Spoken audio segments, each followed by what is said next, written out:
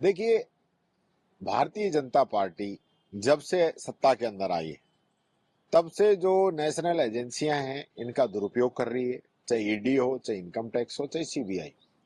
अभी लोकसभा के अंदर क्वेश्चन लगा कि ईडी ने कितने नेताओं पे कार्रवाई की है, तो उसमें सारे विपक्षियों पे कार्रवाई की है। 196 लोगों पे कार्रवाई की, 2 का चालान किया।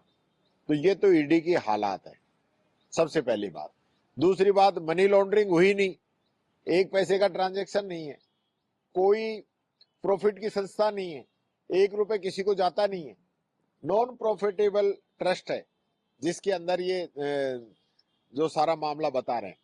जिस परिवार ने अपनी संपत्ति देश को दान कर दी, आनंद भवन जिस परिवार ने दान कर दिया, आज जिनके नेतृत्व के अंदर देश की आजादी की लड़ाई लड़ी गई, आज उन लोगों को किस प्रकार से आप तंग कर रहे हो।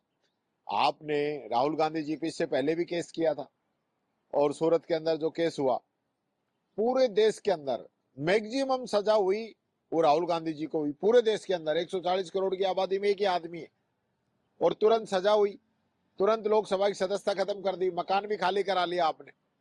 ये तो देश की जनता है जिन्होंने कहा हमारा घर राहुल गांधी का घर है। तो आज जो जिस प्रकार से ये तानाशाही पूर्वक रवैया इन लोगों का चल रहा है, रॉबर्ट वाड्रा जी को बार बार बुला रहे हैं, कल प्रताप सिंह खाचरियावास जी के यहाँ पे ईडी आ गई।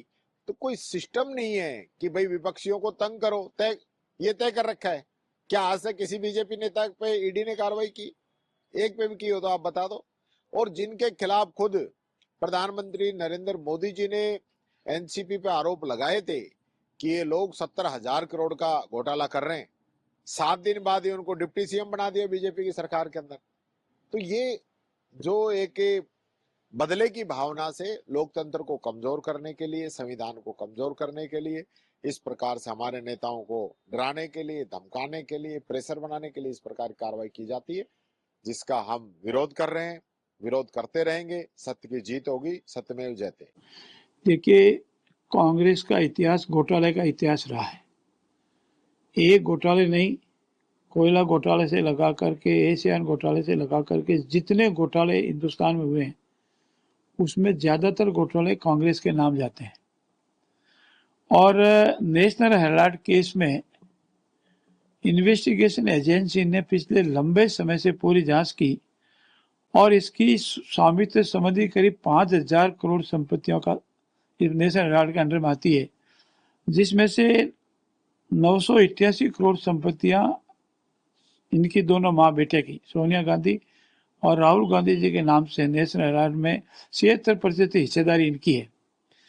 लंबे जांच के उपरांत, अनेक तथ्यों को रिकॉर्ड पर लेने के उपरांत, अनेक दस्तावेजों पर रिकॉर्ड लेने के उपरांत अगर ईडी न्यायालय में चालान प्रस्तुत करती है और इसका कांग्रेस विरोध करती है, बयानबाजी करती है, तो लगता है कि कांग्रेस घोटाले बचाने में लगी हुई है।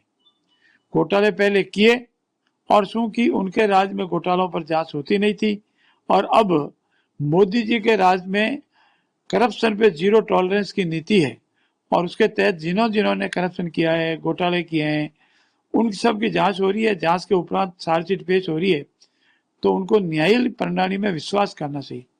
और जो न्यायिक प्रणाली में विश्वास नहीं करते हैं, वो ऐसे बयानबाजी करते हैं, आंदोलन की चेतावनी देते हैं, या अराजकता फैलाने की कोशिश करते हैं। मैं राजस्थान के पूर्व मुख्यमंत्री आदरणीय अशोक गहलोत जी से पूछना चाहता हूँ, वो अनेक बार बयान देते हैं कि संजीवनी घोटाले में जिन जिन के साथ अन्याय है, उनके साथ सरकार न्याय करे। तो क्या अभी जो कल जो ईडी हुई है, पीएसईएल, पर्ल एग्रोगेट कॉर्पोरेशन लिमिटेड में करीब 28 लाख लोगों के साथ अन्याय हुआ है, और बहुत बड़ी संपत्ति रियल एस्टेट के नाम से जिनके कल छापे पड़े माननीय प्रताप सिंह जी, और 19 स्थानों पर, क्या माननीय अशोक गहलोत इसके संबंध में भी इनको न्याय दिलाने के लिए एक शब्द भी बोलेंगे? तो इनका दोहरा चरित्र, कुंठाग्रस्त चरित्र, और एक दूसरे पर आरोप प्रत्यारोप लगाने और आरोपों को बचाने की कड़ी में एक दूसरे को मौसेरे भाई, एक दो चोर मौसेरे भाई की कड़ी में इस तरह के आंदोलन की कह रहे हैं, जिसका जनता में कोई प्रभाव नहीं है और जनता इनके साथ नहीं है। मेरा मानना है कि जिन्होंने अपराध किया है वो न्यायालय में अपनी प्रक्रिया से भुगते, और अगर न्याय प्रणाली में विश्वास है तो न्यायालय में जाके अपना पक्ष रखे, जो भी न्यायालय फैसला करेगा वो सब मान्य होगा।